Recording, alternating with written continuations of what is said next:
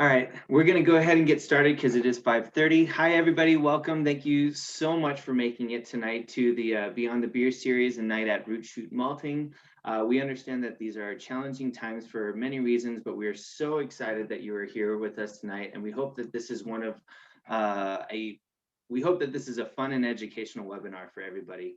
We're here to build RAM community and be a resource, and we hope that this webinar is just one of the many ways that we could do that for you. While I am speaking, please feel free to take a moment. You can scan the QR code on your screen and download our free app. This app updates you with everything that's going on as far as events that are going on, your membership, game watch parties when we start doing watch parties again, and just other information that's going on at CSU. It is a free app, so you don't have to pay anything in order to download it, but please feel free to do that. While I am talking, feel free to open up your chat box. And on the bottom side of it, there's a little button that says to, and it says all panelists. If you change that to all panelists and attendees, we invite you to introduce yourself to the group. You could say your name, the year that you graduated, what college you graduated from, and where you're where you're zooming in from. Just to show the RAM community and see where everybody is. We've had people all over the country, all over the world come into these. So we invite you to just share your information and say hello to everybody else. I also want to thank everybody tonight that is here, that is a member of the CSU Alumni Association. Without you, our membership, or without your membership, events like this would not be possible. If you ever have any questions about membership, please feel free to email me or look on our website. I will put that in the chat here in a few minutes if you ever want to look up more information. But thank you so much for all of our members for being here tonight. Like I said, we can't do these events without your membership. Again, thank you everybody so much for always being here. We can't, if we didn't have events like this and attendees like you guys, we wouldn't be doing anything fun like what we're doing. And we are so excited to have Root Shoot Malting presenting tonight. A couple of more things. Number one, this is a webinar, so we cannot see you and we cannot hear you. If you have any questions or anything like that, please feel free to use the Q&A chat or just use the chat feature. I will be compiling all the questions and then we'll answer the questions at the end of the presentation. Just because of everything that's going to be going on in the walkthrough, it would be better to do it at the end. But feel free to post any questions that you have in there and we'll make sure that we have that for you. In just a moment, I will also add in the chat a helpful article and my contact information just in case you're having any trouble with technology. I do want to let you know that we are recording tonight. So if for some reason you get disconnected, feel free to look on our YouTube page. That's this. Just go to YouTube and then type in CSU Alumni Association and you'll find all of our past videos as well as this video that will be uploaded in a couple of days. But if you need to reach out to me, you'll have my cell phone and you'll have my email as well, and I'll be monitoring all of that during the presentation. And now I would like to just introduce you our guest speakers for tonight. We have Mike Myers and Todd Olander. Both are CSU alums. Mike, I believe, is from the College of Business and Todd is from the College of Health and Human Sciences. So without further ado, I'm going to let you guys take it away. All right, thanks, Corey. Like you said, my name is Todd Olander, and then behind me is Mike Myers. So tell you a little bit about myself and then kind of get into a little bit of a history of the business and then where we're at now. And then Mike's going to talk about the malting process and kind of run you through a tour of the malt house and what we have going on. So about myself, I guess he touched on that before. I'm a CSU alumni, also a Colorado native. I grew up in the Loveland area. I've got a construction management degree. And when I left the farm in 2000, when I graduated college or high school, I never planned on returning to the farm, honestly. So it's kind of weird how things turn out. But as soon as I graduated from from CSU for the construction management degree. I went right back to the farm because I just missed it. I had a chance to spend just only one summer away from the farm, and I had a longing to come back. So that's kind of the journey on how I came back to the farm, and that was in 2006. So the farm consists of about 1,500 acres. We farm corn, alfalfa, barley, wheat, rye, and we've got some ancient grain, which is a wheat as well that we've been experimenting with. We've done custom harvesting in the past for local dairies, and we still do a little bit of that, but that was kind of the main focus of our farm until we started the malt house in 2016. So just backing up on the history a little bit, my great-great-grandparents purchased the farm in 1926. So then it's been in our family since then, and I am the 5th generation, and I don't have any kids, but my brother does, and so hopefully we'll be able to pass it on to the 6th generation and keep it going. I know the landscape is changing around here, and resources are changing as well, so I'm hoping that that's a good possibility. So like I said, the farm's 1,500 acres. We also have about 600 acres of dry land. That's just primarily like winter wheat that we grow on that. And then the custom harvesting is another additional 2,000 acres that we will harvest other people's crops and deliver that feed to the dairy for feeding purposes over the year while they're feeding their cows. So in 2014 is when we really started like researching the market for local malt.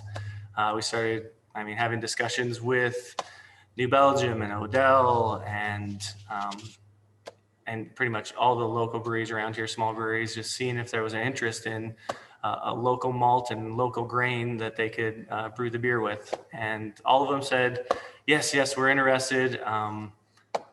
Let's do it. Go ahead and do it. So we did. And I guess the main takeaway from that was that they were really concerned with the quality of the product. You can say that it's local and local, but if it's not a high quality product, then you're not going to be able to sell it. So that's kind of how this malt house has evolved into what it is. And you'll see that we've made a pretty major investment in the technology that we have to do the malting process and to run it through. So I guess after that research in 2014, took a trip to Germany, which is where our malting equipment comes from. It's Casper Scholl's equipment, and they are a brew house and malt house manufacturer. And they've got a much richer history than us. I think their business started in like 1650 or something. So it's pretty amazing. And they've been building brew houses ever since then. And then the malting side came in 2010 is when they really started getting into the production of that. We were the first people in the US to actually have one of these drums. We're kind of the guinea pigs on getting it across the ocean and getting it installed here. And they've been pretty darn helpful with installation, obviously, and then just helping us make sure that it's running properly and making sure that we know what we're up to, and just support, I guess, in on the technology side and computer side and programming and things. So keep running through here. So I guess in 2016 is when we made our first batch of malt. I had no previous experience malting because there's just no place to actually get that experience. At least in the US, a lot of the large malt houses in the area, like it's just craft malt industry is pretty young. So I think like the first small craft malt house that started in the United States was in 2011, I believe. And that's actually in Alamosa, Colorado, called Colorado Malting. And then there was maybe another one that joined in 2012. So I think we're probably first maybe 10 or 15 malt houses that actually opened up in the US. Now there are about 62 that are in operation. So it's an emerging industry, and it's kind of following the lines of the craft beer industry and the craft distilling industry. So I did take a malting course like 3 months before we made our first batch in Canada. So it was a 2-week course to get familiar with the whole malting process and what's actually occurring in the grain as you're growing it. And I'll get into the malting process a little bit after that. So like I said, 2016 was our first batch, and got started there, and then we produced, I don't know, all the way through that time, and we're just trying to make sales, and that was something that was pretty difficult. I guess we had this mentality when we decided to open this, is like, if we build it, they will come, kind of attitude. And when we built it, like, nobody was coming. So we were pretty nervous when we first got started, and it was just like really building trust in the community, building trust with the brewers, and like really knowing that we were making a good product, and trying to back that up, because we were learning along with the brewers. So it took us about 8 months really to kind of have a breakthrough where people were starting to put their trust in us. They'd done some small batches and just knew that what we were making wasn't gonna screw up their beer, I guess. So, I mean, they had to put that trust into us. So after about 2017, I actually took another course because I felt like I needed another little refresher on malting, because like if you're in Germany, you're studying this for 3 years, continuously as a brewing program as well. And 2 weeks just wasn't cutting it for me. So I figured I needed a refresher. So I took another 1-week course, which was offered at Hartwick College. They have like a food program up there, and they also do all of our malt testing still. So we send everything to New York to get it tested. And I know that CSU now has the capability, and Katie Fromuth has the capability in the fermentation science program now. So looking forward to starting to work with her. So I guess kind of how we wanted to evolve this company was to grow organically. So we started with that single drum in 2016, and we built the building. The building's footprint has the capability of holding 3 drums with the footprint that we have. So the first drum was 10 tons a week. So 20,000 pounds is what we can produce per week. And we continued doing that all the way until 2018, when we added a second drum. So the company's been growing at a pretty steady pace. So currently we have 2 drums, and we can produce 20 tons a week. And then we hope to add a third drum early 2022, actually. So we'll be able to produce 30 tons a week. To give you a little idea of how that translates back to the farm, each drum is pretty much 250 acres worth of grain that you need to be growing. So it takes about 750 acres once we add that third drum to have enough grain per year to be able to keep up with the demand of the malt house. So, I mean, my goal when we started this was to vertically integrate the farm, because the landscape is difficult in this region with depleting water and depleting farmland. So I wanted to be able to add value to what we were growing, and the brewing industry and the distilling industry has given us the ability to do that.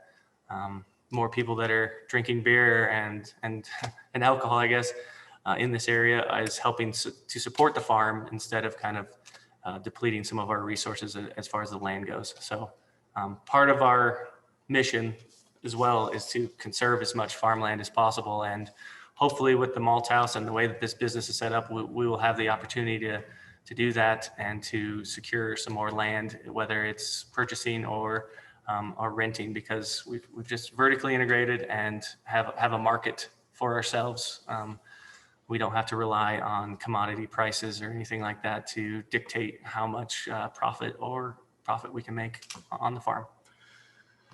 So I think that's a lot of what the history is. We've always focused on quality, like I said, and we have really focused in on the community involvement. So, and that was more apparent in the last year because of what everyone went through with COVID. So we did as much as we could to support distilleries by donating corn so they can make hand sanitizer. During the fires, we donated malt to breweries so that they could try to raise money as much as possible. And we worked with the Left Hand Foundation to do a program that was called the Colorado Strong, and it was free ingredients for these brewers to just make ends meet and to get through with everything, because if the brewers aren't surviving, then we aren't either. So I mean, that's just a really important thing for us, is to help out the community as much as possible. So I'm going to switch gears a little bit and get into the malting process. And I guess I'll bring Mikey in a second, but the malting process is the 3-step process. So there's steeping, which is soaking the grain in water for up to 24 hours with about 11-hour rest in between there, where we would remove the water. So we're bringing the moisture content of the grain from 11% when it comes in off the field up to about 38% when we transfer into these drums, which is where germination and kilning happens. So germination takes about 5 days. And so really we're sprouting the grain, letting it grow. Through that process, we're breaking down the starch inside the kernel, and we're creating some enzymes that you can use in the mashing process. So brewers are making sugar water, and we are breaking down the starch and creating enzymes so that those enzymes can break the starch down into simple sugar. That's germination process, about 5 days. Moisture content gets up to about 44%. We control the temperatures inside the drums to make sure that you don't get unwanted growth. So we are either using outside air during the winter, or we're using a chiller to cool the air. So 60 degrees is kind of our magic number on the inlet to make sure. So slow and steady is our way of malting, and that usually translates into higher quality malt. And then we go through the kilning process, and that's just drying the malt back down into about 4% moisture, 4 to 5, makes it stable. And then also we can create color and different flavors with the different temperatures that we use during that kilning process. And that's how you kind of get the flavor in your beer and the color in your beer. It's like the soul of your beer is malt, and it's like the most important ingredient. I know a lot of people focus on hops, but it really comes down to malt is where you get most of your like maltiness and nuttiness and like even chocolate flavors from. So Mike is out in the malt house, so I'm going to pass it on to him, and he's going to show you guys around.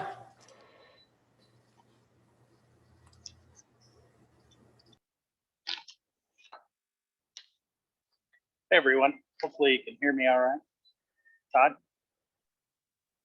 All right, just show you, I'm just gonna kind of walk you through the process here.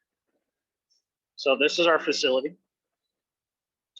This is drum 2 that we have. It's manufactured in Bamberg, Germany. This drum alone, empty, weighs 34,000 pounds. That's quite big. And then we have a steep tank here. We have drum number 1 over here in the corner. So like Todd was saying, drum number 1 was only the second one ever manufactured at its size in the world. The very first one to the United States. So when we're talking about craft malting in the United States, we truly are on the cutting edge for the technology piece. Right now there's about not quite a dozen or so of these drums in the United States. There's a malt house in New York And then there's one in Ohio, and we're all operating on the same systems, which is pretty slick. So right here we have the steep tank. So we're basically filling the steep tank with 20,000 pounds of raw barley, and then we're hydrating it in there. So we fill it all the way to the top with water. It sits in there for not quite a full day, 24 hours, partially underwater, partially dry. We use all of the water inside of that vessel to transport. So we're basically making a wet slurry, and that's how we move it from one vessel to the other. So I'll give you a quick peek inside of one of these drums.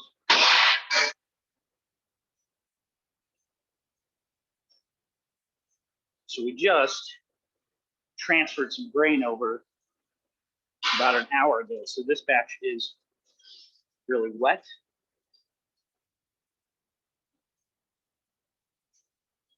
You can see the moisture on the grain. And then you can see some of the little white tips. That's called the chit. So this barley is just beginning to grow. So what we have in here is, this batch is not quite 20,000 pounds, but you have a sprinkler line that runs down the middle of this drum, which enables us to put water directly onto the grain. And then you have an auger, which helps us get it in and out. So that wet slurry comes in, the auger is running one direction, helps put it in here. And this drum is shaped like a cement mixer. So the grain will pile up here during transfer, but when we're done, it rotates around, and that creates like a motion to move it back to the drum and to level it out.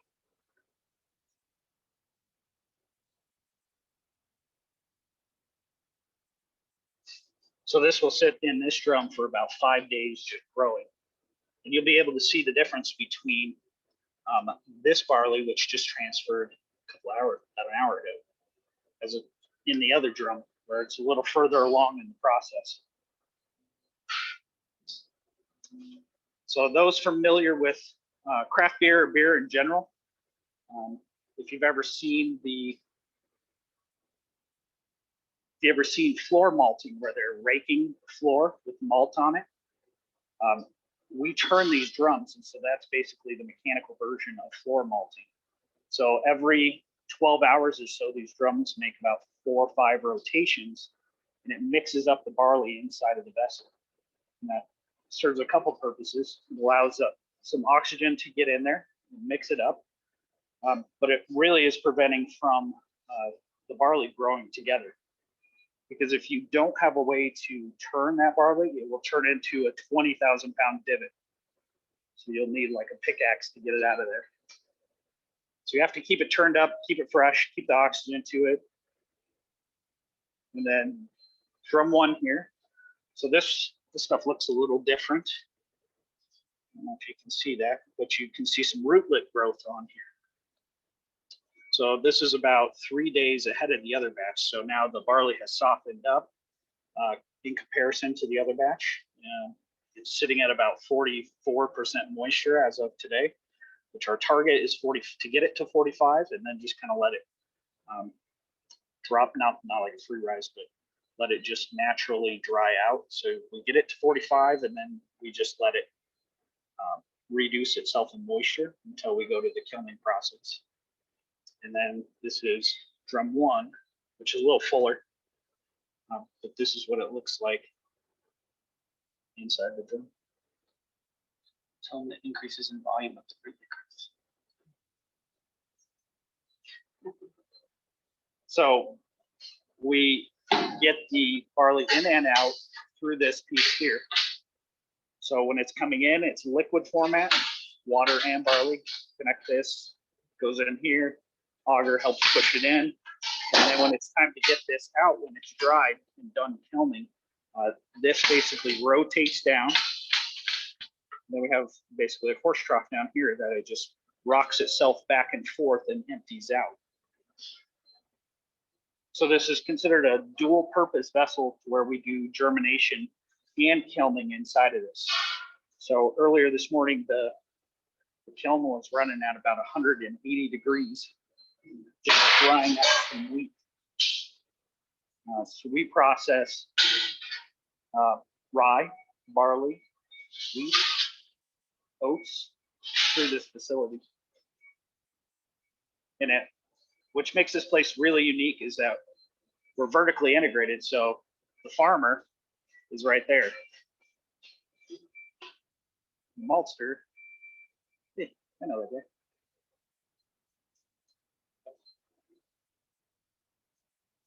And then we're also the distribution piece for our business as well. So we self-distribute everything to all the breweries and distilleries. So to give you an idea what the bottom of the drum looks like, it's just an empty cavity. So all that barley, 20,000 pounds, is sitting on basically a false bottom right about there. And it just sits on top of it. But on the bottom, you have like perforated sheets. So this allows a couple things to happen. So this empty space is for water evacuating. So when we're transferring, we're using quite a bit of water to get it in. So it'll seep through the grain bed, come through the perforated sheets, and there's a drain in the back end of this. So all that water evacuates out. So you just basically have the wet barley on top of the screen. And then when it's germinating, we can control the entire environment inside of this drum down to the percentage of degree, whatever we want. If we want it 61.2, it'll self-regulate to 61.2. So the idea is that we're creating a homogeneous environment for this barley to grow in. And that does a lot of things for us. It makes consistency, makes a consistent product. And that was the one thing that the brewers really stressed, that if our product wasn't consistent, then they just really weren't interested in it. So we made the decision to buy the equipment that helped us with the most parameters to try to make the most consistent process or product. Sorry. Now we're going to go to the packaging side. So that's the production side. And I know Todd just mentioned that we're getting ready for some future growth. So we're actually, this building was designed to house 3 of those. And that third one is going to go right in the space here. So we're already ready for the growth, which is fantastic.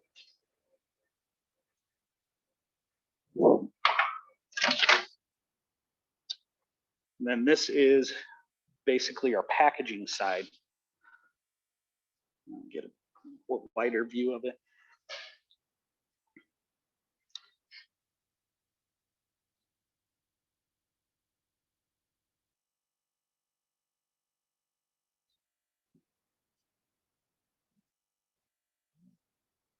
So a lot of these bags here are 2,000 pounds, and those are called super sacks. That's our cleaner there.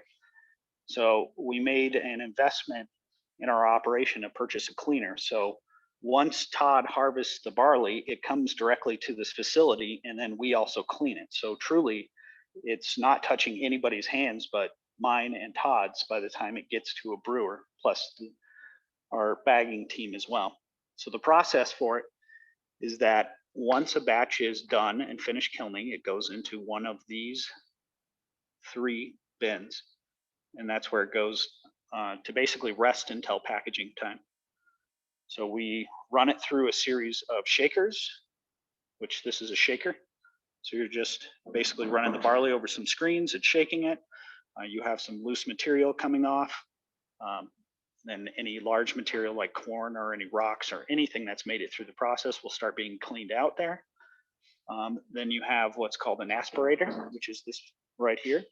So your grain falls in at the very top, and you have air blowing up from the bottom.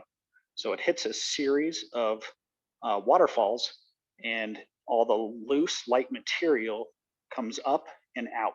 So we're actually cleaning our malt twice before it gets to the brewers, which is more than some of the large malting companies. And then we have the ability to crack the grains for the brewers with a mill right there. And then this is the bagging station. So how it works is we have one person stand here, put bags on. The other person stands here, puts it on a pallet. And we have pallet racking inside of this facility, which these pallet racks are sweet because they're doubled and they're on sliders. So as soon as you pick one off, the next one moves into space. So it's first in, first out, kind of inventory control. There's a cat. So right now we're producing about, I think, 14 different varieties of malt that range just in different flavors. So you got Munich 10, light Munich, malted white wheat, English pale ale, Pilsner, Vienna, so your traditional styles. And then we have, for those that don't know, we have our Genie Pale here. So Genie Pale is our gold standard for us. It's the item that we sell about 50% of. Our production's about 50% as well. But we have been awarded twice through the Craft Malters Guild as producing the world's best malt 2 different times. So it's pretty exciting that we have that to stand on. So we actually have won 3 craft malting awards, which we're the only malt house in the entire world, craft malt house, that has ever been recognized for 3 times for producing malt. And we have 1 product that's been recognized twice, and Munich 10 that's been recognized once. So that's just a couple of feathers in our cap.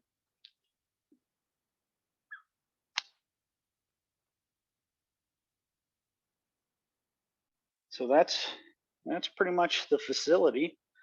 I run operations for us here at the malt house. I do all the malting. I've taken a class at Montana State University for the advanced production of craft malt. And in a previous life, I used to work at a grocery store.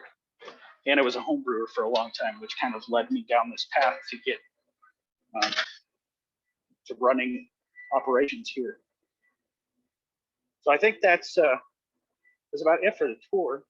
I would show you some other stuff out back, but my phone doesn't work out there. So.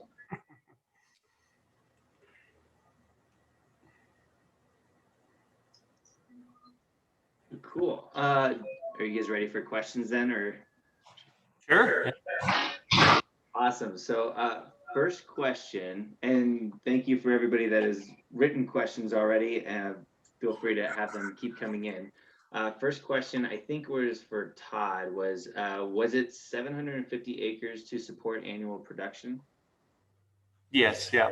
750 acres equals about 3 million pounds of barley, and that is about our annual production. So. Okay. And then the other questions, these are, I think, was when Todd was talking to, was is the grain grown organically? It is not, but we're looking to shift the way we do things into more of a regenerative ag program, which is using cover crops, a little less irrigation, less synthetic fertilizer as well. So not completely organic, but we're shifting into whatever would be a more eco-friendly, I guess, direction. Cool.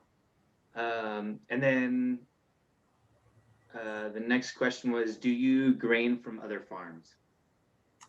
We do. So we work with 2 other farmers in Windsor that help us. It kind of helps with some of the risk. So, I mean, there's always hailstorms and things that can roll through. And we just wanted to, you got to ensure that you have something to malt. If you don't have anything to malt, you don't have anything to sell. So we do work with some other farmers to help with the risk. So. Okay. And then let's see, next question. I think this one was while Mike was talking. It says, what are your energy requirements for the facility? Are you electric, and is it renewable energy? Yeah, so we have solar panels. That's about as renewable as we have. And that actually runs all the germination fans during the day. So we're using it as much as we can. And then the rest is electrical. And then we use natural gas for the actual burner, and then or the kiln. And then our water comes from the local municipality, and we filter it actually to remove any sort of chlorine. So we run it through a charcoal filter, And our thought process in the future is to be able to recycle some of that water that comes through the malting process, and to also integrate a greenhouse that uses the CO2 that's emitted, and then also the heat that comes from the kilning process as well. But that's like phase 10 of our growth. Cool. The next question was, did you build the warehouse using your construction degree? I did, yeah. It's kind of right up my alley, I guess. So. Yeah. The next question on here, has malting been, or how has malting been since COVID? Has it been harder for production? Well, it was really scary pretty much a year ago, with everything getting shut down and breweries included with that. So for it was 4 months, we didn't really produce anything, or at least 3 months. And then once things started opening up and a lot of our customers kind of shifted gears and pivoted to more canning and distribution. Well, not really distribution. Well, some of distribution, but like to-go beers as well. They kind of picked back up again, and we actually still had a little bit of growth last year, even with COVID happening. So Awesome. Well, that's good to hear. And then next question is, where are the majority of your customers located? well, 98% of our customers are in Colorado, and I would say that majority of them are in the Denver area. We work with some people in Fort Collins, Gilded Goat and Stodgy, like New Belgium a little bit, Timnith quite a lot. But the majority of it goes to the Denver area. Okay. Next question. There's a lot of questions, so thank you everybody for putting these questions in. From a volume perspective, how many cases, bottles, or cans of beer does one vessel of malt make in a year? A lot. You can pretty much translate it into 1,000 pounds will get you 10 barrels of beer, and 10 barrels in 50 some gallons. Yeah, 50 Well, gallons 50 per gallons barrel. 500. Yep. So A lot. 500 gallons. 500 gallons per 1,000 pounds. So you guys do the math. And then are more of your sales to distilleries or breweries? The majority is breweries, but that craft distilling market has really come on strong. So we have quite a few partners in that craft distilling market. From Breckenridge just did a single malt whiskey with us. Family Jones, Idlewild, they're kind of scattered out all up throughout the state, but the majority of malted stuff that we send out is going to the breweries, but we also have kind of an offshoot where we send a lot of raw material to the distilleries. So that's kind of like we have the malting company, but we're also sending some raw product to the distilleries, which I don't know if that was in the plan at the beginning, but it's very has become apparent that we can also filter grains from the farm outside of commodity farm or commodity prices and sell them directly to distilleries. Awesome. And then what is your favorite part of malting? I guess this is a question for both of you. I like tasting it once it comes out. Just the repeatability of what we're doing here, making sure that everything is consistent, that it's of high quality. So we basically make a hot tea with every batch that comes out.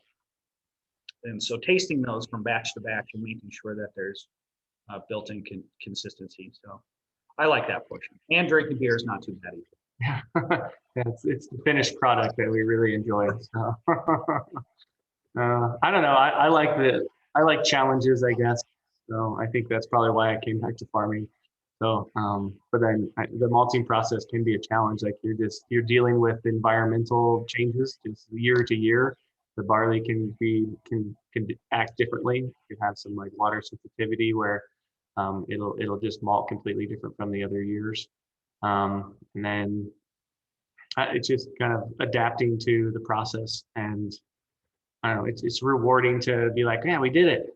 We conquered that. So I think that's nice. Cool. And then the next one is there one or more processes that can change the importance of malting, or does it, I think it means like, does it always stay the same depending on how it works, how your process is? So every batch just a little bit different. We're talking like environmental factors affect it. So outside temperature, your incoming water temperature. I mean, there's just a slew of parameters that change from every batch. And so a lot of sampling and testing and sensory just keeps that as consistent as we can forward. So every single batch is just a little different just due to the environmental factors. Awesome. Oh, I just got another question. It says, did you get the loans to purchase all of this equipment? Is it a small business loan? What kind of, I guess, how did you get it started? We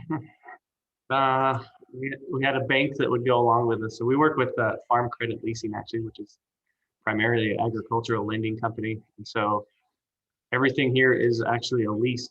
So that's how we were able to do it. It's kind of a long-term lease is how we were able to afford it. So, I mean, we pretty much put everything on the line to start this business. So put the land, pretty much all our assets on the line to get started. So not sure I would ever do that again, but, but it's been a success so far. And I'm glad we took the chance. Definitely bet the farm. Yeah. Yeah, good. I'm glad that it worked out, that's for sure. Next question, it says, you mentioned saving farmland. Can you talk more about what that looks like and how you're doing it? Yeah, so I guess we're in the process of going through a conservation easement. So that's actually where you put the land into what's called a conservation easement to hold it in perpetuity in farmland. So we're working with the NRCS and Colorado Open Lands to do that process or to go through that process. So you get some financial incentives now, but later down the line, you're losing some value in your lands. So to actually connect the water to the land, so you can't ever strip that water from the land either. So it's just always going to be in agriculture. And so it's kind of a shift in the generations now. Like a lot of farmers in this area are my dad's age, 70, 75. And they're not going to be farming much longer. So we're just trying to spread the word and work with these other farmers that are in the area to convince them, hopefully, to do some of these conservation easement type things, or at least kind of try to keep it farmland, because I know that they don't want to see it change if they've been on the farm or been on that farm for over 100 years. So. Nice. And then the next question is what is your process to come up with and develop malt flavors? A little bit of trial and error. And then you have, I mean, malting's been going on since the dawn of time. I mean, that's when beer pretty much came around. So Mesopotamia era. So there's some long-standing products, like stuff coming out of Europe that is basically the industry standard and has been for a long time. So we're just trying to emulate those flavors or, colors or anything to try to produce something that is familiar to the brewers, so that we're not making some crazy Colorado pale ale that they have no idea what it is, but we're making a pale ale that they're familiar with. So, I mean, a lot of sensory goes into that, and a lot of tradition is. It is a lot of trial and error, because like nobody else has the same environmental impacts. Like we're at altitude, So things are going to react differently, and small maltsters have different equipment. So it's a ton of trial and errors, and that's what we did kind of the first year when we weren't selling anything, was experimenting and trying to be like, oh, if we do this, what will happen? If we do that, what will happen? And then the craft malt industry too is pretty open to sharing. So it's just like it's not like any industry. I guess it's very similar to the brewing industry, where people share ideas and aren't afraid to communicate with each other, and they're not worried about people stealing their ideas. So I think this is a pretty cool community of trying to raise each other up, I guess. Next question is, what was one of your toughest experiences starting your business?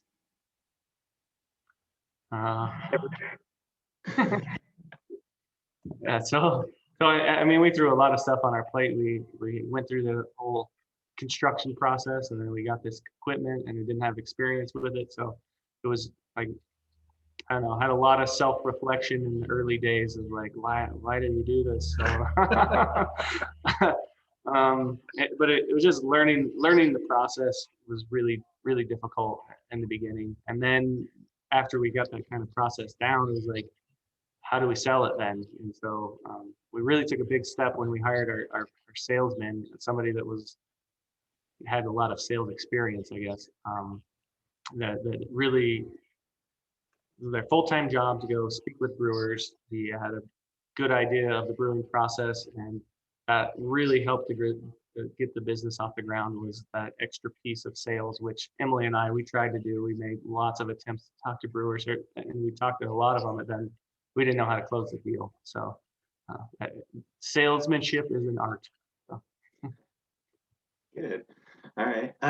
Next one is, what happens to your byproducts after production?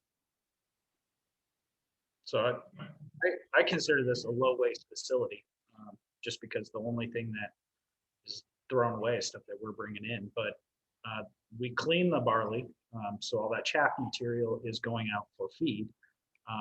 We're able to reuse some of our water from the steeping process to put back out onto the field. So really the only waste we're bringing in is pallets, plastic, bags. It's pretty amazing. And our equipment is really efficient. We put in 20,000 pounds for raw barley. And once it's done kilning and out for packaging, there's less than a 5-gallon bucket of waste material. So, I mean, it is extremely efficient. Cool. And then the other question that just came in says, how many people do you have working in order to complete the malting process from start to finish? So we have, I'm the full-time person here, and then I have a couple of people that help me back and do some processing. We have a guy that drives the truck for us, and then we have the farm team, which also helps every time something breaks. Yeah. So we have a total of like 11 people, I guess, between the farm and the malt house. So a pretty small crew. One of the reasons we want the malting equipment that we have is it's very automated. So like usually nobody has to come in on the weekends. It's kind of running its own, doing its own thing. We can log in remotely and look at it as well. So that's a big time-saving tool, and also labor as well. So. Awesome. Well, that's all of the questions that I've had come in. So with that, we can give everybody 10 minutes back of their day, unless for some reason somebody writes a question as I'm talking. But thank you so much, Todd and Mike, for doing this. We really appreciate it. Thank you, everybody, for making it tonight. If you have any questions, and we tend to end the Zoom meeting, feel free to just email me at corey.slack@collegestate.edu, and I'd be happy to forward any questions over to Todd and Mike to answer as well. But without that, we could go ahead and end early and let everybody go. Again, thank you so much, everybody, for being here tonight, and go Rams. Go Rams. All right, thank you. Great night. Nope.